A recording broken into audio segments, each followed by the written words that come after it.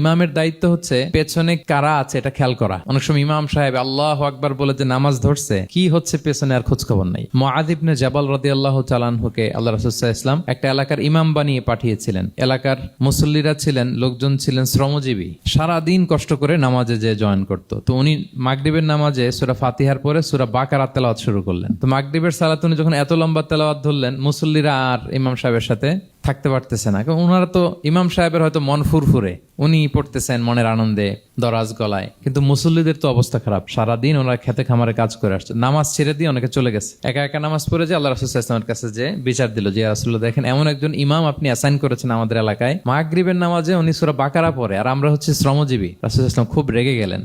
মুআয ইবনে জাবালকে ডেকে বললেন, তুমি কি সমাজে ফিতনা ছড়াচ্ছ? তুমি জানো না এরা কারা? তোমার কি সূরা ওয়াদ-দুহা ওয়াল-লাইলি ইযা সাজা মুখস্থ নাই? তোমার কি ওয়াশ-শামসি ওয়া-দুহাহা এটা মুখস্থ নাই? তোমার কি সাব্বিহিসমা রাব্বিকাল আ'লা এই সূরাগুলো তোমার জানা নাই? উনি বললেন জানা আছে। তো এগুলো রেখে দিয়ে মাগরিবের নামাজে কেন সূরা বাকারা ধরলা?